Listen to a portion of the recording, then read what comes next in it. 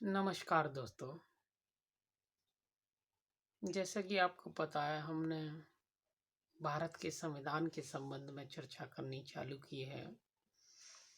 दोस्तों, ये हमारा चैनल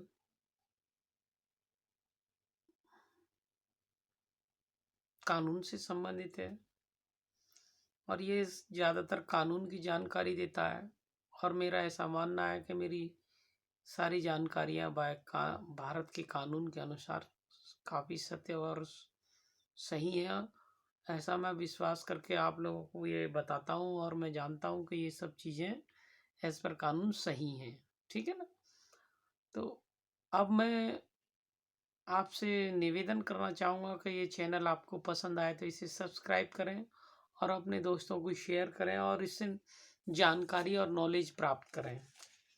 जो संभव है जानकारी का ज़्यादातर उपयोग करें आपके दैनिक जीवन में, जहाँ भी ज़रूरत हो, जैसी आपकी आवश्यकता हो, पढ़ने में, लिखने में। ठीक है ना? अब चूंकि हम भारत के संविधान के बारे में बात कर रहे थे, हमने भारत के संविधान के संबंध में इससे पहले जो भाग एक जो प्रीलिमिनरी तौर पे आप कह सकते हैं कि हमने एक ऑब्जर्वेशन लिया था, वो ऑब्जर्वेशन ऑलरेडी हम पिछले वीडियो में दे चुके हैं। ठीक है ना? अब हमें शुरू करना है आर्टिकल 1 से लेके 13 तक के संबंध में। हम इस वीडियो में आपको हम बताएंगे कि आर्टिकल 1 क्या कहता है, आर्टिकल 2 क्या कहता है। ठीक है ना? सबसे पहले बात करते हैं हम भारत के संविधान के अनुच्छेद 1 अर्थात आर्टिकल 1 क्या कहता है। आर्टिकल 1 कहता है कि भारत का नाम क्या होगा, अर्थात पहले इसे हिंदुस्तान कहते थे, तो हिंदुस्तान का नाम रखा गया है संविधान के अनुसार भारत। हिंदी में इसे भारत कहा गया है, इंग्लिश में इसे इंडिया कहा गया है। ठीक है ना? इसमें भारत की सीमाएं बताई गई हैं और इसे किस रूप में जाना जाएगा, अर्थात इसमें बताया गया है कि इसे संघ के रूप में जाना जाएगा। ठीक है ना? टोटल समझ सकते हो इसे, भारतीय संविधान 1950 के अनुसार, ठीक है ना, भाग 1 में कहा गया है कि इसका नाम भारत होगा और इसकी सीमाएं कहाँ कहाँ होंगी। साथ ही साथ ये बहुत राज्यों से मिलके बनेगा, तो उसे क्या कहा जाएगा, उसे संघ कहा जाएगा। ठीक है? तो आर्टिकल 1 में केवल इतनी ही बात बताई गई है, जो बहुत संक्षिप्त है। वैसे पढ़ेंगे तो शायद समझ में नहीं आएगा। जो मैं शॉर्ट आपको व्यू दे रहा हूँ, इससे आपको मतलब एक तरह से याद हो जाएगा। आप थोड़ा सा प्रयास करेंगे, इसे बार बार देखेंगे तो ये चीज़ें बहुत टिप्स पे आने लगेंगी और बहुत अच्छे ढंग से आप किसी को भी बता सकेंगे। ठीक है ना? आर्टिकल 1 में कहा गया है कि भा हिंदुस्तान का नाम भारत होगा। सीमाएं बताई गई, कहाँ कहाँ हमारी सीमाएं होंगी और किन राज्यों से जुड़ के ये भारत बनेगा, उसे क्या बोला जाएगा, संघ बोला जाएगा। संघ का मतलब है संघ का मतलब है भारत के रूप में इसे कॉल किया जाएगा। ठीक है ना? तो आर्टिकल 1 में का आर्टिकल 2 क्या कहता है, किसी नए राज्य को भारतीय संविधान के अनुसार आप कैसे लेंगे या किस तरह उसकी नई सीमाओं के संबंध में विस्तार करेंगे। नए राज्य के संबंध में बताता है कि नया राज्य कैसे बनेगा। ठीक है ना? अब ये नए राज्य के संबंध में हमें जानकारी देता है। ठीक है ना? आर्टिकल 2। अब हम देखते हैं आर्टिकल 3 क्या कहता है। आर्टिकल 3 कहता है कि सीमाएं क्या होंगी। कोई नया राज्य बनेगा तो उसकी सीमाओं का विस्तारण कैसे होगा और कौन करेगा। ठीक है ना? उस संबंध में बताया गया है। नॉर्मली पार्लियामेंट राज्य बनाता है और राज्य बनाने के बाद वो सीमाएं भी निर्धारित करता है। लेकिन चूंकि अभी खाली हम पार्लियामेंट की बात नहीं आई है, अभी हम केवल धारा 3 के अंतर्गत बताया गया है कि सीमाएं बनाई जाएंगी और सीमा बनाने के बाद 2 में उसका नामकरण किया जाएगा किसी राज्य का, आर्टिकल 2 में, ठीक है ना। अब आर्टिकल 4 पढ़ते हैं। आर्टिकल 4 बताता है जो नया राज्य बनेगा उसके संबंध में संसद उसका नाम और क्या सीमा होगी, जो बाउंड्रीज 3 है आर्टिकल 3 में, वो किस तरह से कहाँ कहाँ से बनेगी, वो बाउंड्रीज को निर्धारित करने की पावर पार्लियामेंट को है। अर्थात एक तरह से कह देंगे पार्लियामेंट से मतलब जो है गवर्नमेंट फ्रेम जो हुई है, जो भी सरकार जीत के आई है उसे ये राइट मिला हुआ है कॉन्स्टिट्यूशन के अकॉर्डिंग, ठीक है ना। अब इससे आगे चलते हैं। सेक्शन 5 जो हमें बताता है सिटीजनशिप, ठीक है ना। सिटीजनशिप से मतलब ये है भारत का नागरिक कौन कौन होगा, ठीक है ना।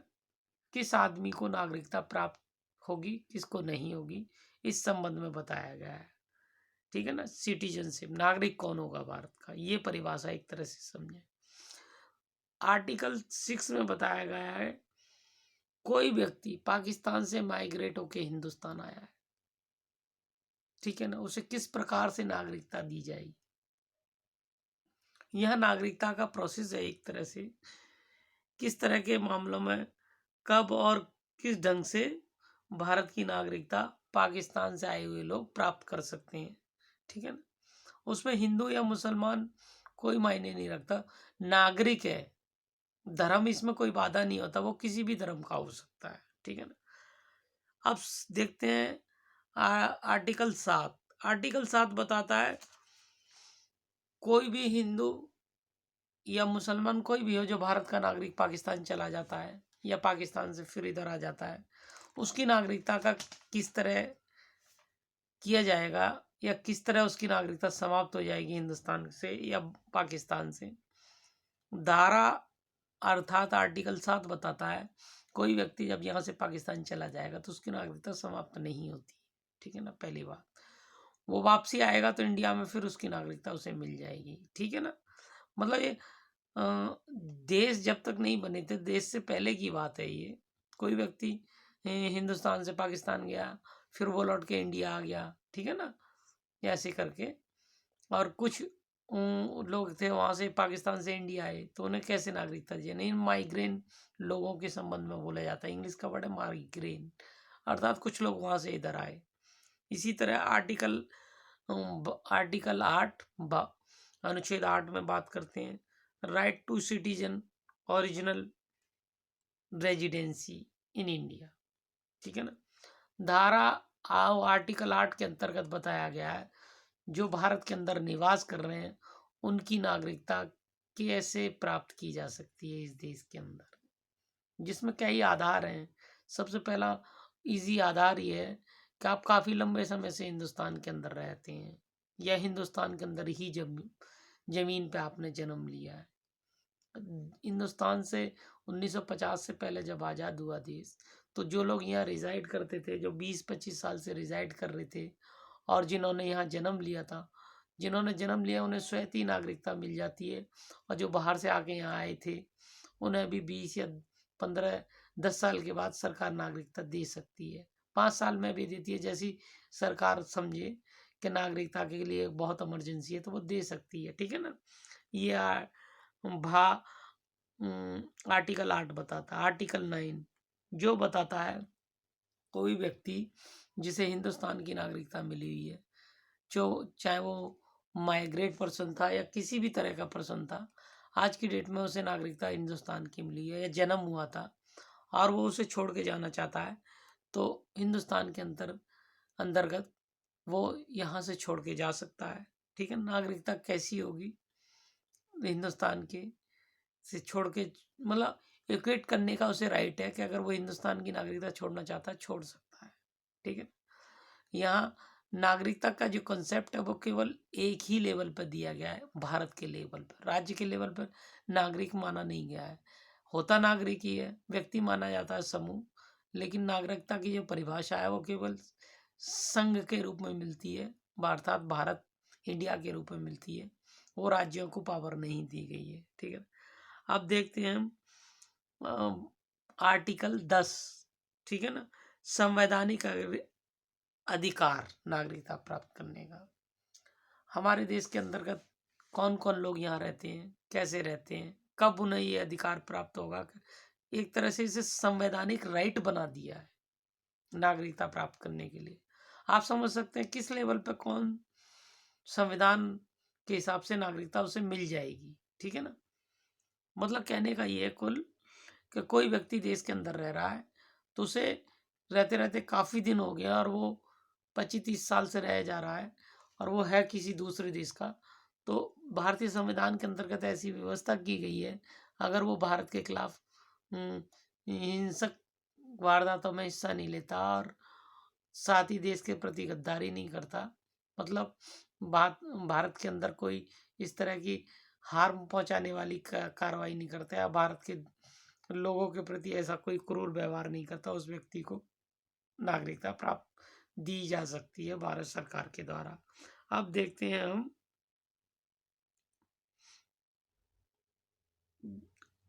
आर्टिकल 11, ठीक है ना, अनुच्छेद 11, जिसमें कहा गया है कि समय समय पर नागरिकता के संबंध में संसद में कानून में फेरबदल किया जा सकता है। ठीक है ना, साथ ही कोई बात होती है वो संसद के द्वारा अर्थात जो चुनी हुई सरकार है वो नागरिकता के संबंध में हेर फेर कर सकती है। हमेशा के लिए नागरिकता को संबंध में जो भी करना है वो अमेंडमेंट जोड़ना घटाना जैसा वो चीज़ समझे कर सकती है। ठीक है ना, अनुच्छेद 12 ये अपने आप में अलग सेक्शन है जो बताता है कि राज्य की परिभाषा क्या होगी और संघ की परिभाषा क्या होगी। अर्थात राज्य जो मिलके भारत को एक संघ बनाएंगे। ठीक है ना, संघ बनाएंगे, इसमें सीमाओं का निर्माण नहीं है, केवल परिभाषा है, राज्य किसे बोलेंगे और भारत किसे बोलेंगे, अर्थात भारत की परिभाषा क्या है और राज्य की परिभाषा क्या है। तो इस अनुच्छेद 12 के अंतर्गत ये सब चीजें बताई गई हैं। ठीक है ना, ये अपने तरह से मतलब डेफिनेशन दी गई है जिससे क्लियर हो सके। एक जो सबसे इम्पोर्टेंट एक तरह से कह सकते हैं धारा अनुच्छेद 13 आएगा जो हमें बताता है कि मौलिक अधिकारों की परिभाषा क्या हो। ठीक है ना, इस संबंध में आप समझ सकते हैं कि मौलिक अधिकारों के संबंध में हम धारा 14 से लेके धारा 32 तक पढ़ेंगे, लेकिन ये संविधान की अनुच्छेद धारा अर्थात अनुच्छेद 14 से लेकर 32 तक के जो 6 फंडामेंटल राइट्स हैं, ये मौलिक संवैधानिक अधिकार प्राप्त हैं, उनकी जो परिभाषा है अनुच्छेद 13 में दी गई है। ठीक है ना, बहुत अच्छे ढंग से विस्तृत बताया गया है कि भाई मौलिक अधिकार किसे और कहा जाएगा और वो किस कैटेगरीज में किन परिस्थितियों में मौलिक अधिकारों को परिभाषित किया गया है, उन परिभाषाओं को एक व्यक्ति को क्या क्या अधिकार मिलने चाहिए जीने के लिए, जिससे उसका विकास हो सके, जिससे उसके संस्कार डेवलप हो सके, धर्म की रक्षा हो सके। ठीक है ना, और उसकी बौद्धिक विकास के लिए उसकी पढ़ाई कितनी जरूरी है, धार्मिक विकास के लिए उसका धर्म कितना जरूरी है। ठीक है ना, साथ ही उसके एक तरह से सर्वांगीण विकास के लिए फंडामेंटल राइट्स का होना कितना जरूरी है, ये भी धारा 13 के अंतर्गत परिभाषा के अंतर्गत बताया गया है। ठीक है ना, आज जो हमने चर्चा करी अनुच्छेद 1 से लेकर 13 तक की, इन चर्चाओं में हमने संक्षिप्त चर्चा की है, जिसके अंतर्गत हमने बताने की कोशिश करी है कि आप लोग इसे वीडियो को मतलब इनकी हेड पॉइंट से आप पकड़ लोगे और पकड़ लोगे तो आपको ये टिप्स के अनुसार सारी चीजें लगातार याद होती चलेगी, मतलब टिप्स पे आ जाएगा आपके संविधान। इसलिए आपको थोड़ा सा ध्यान से देखना पड़ेगा और सुनना पड़ेगा वीडियो को, और जब भी आप ठीक ढंग से सुन पाएंगे और समझ पाएंगे तो ये वीडियो आपको अच्छा भी लगेगा, और अच्छा लगेगा तो मेरा मानना है कि आप लाइक करें, पसंद करें और सब्सक्राइब करें, अपने दोस्तों को भी भेजें। नमस्कार।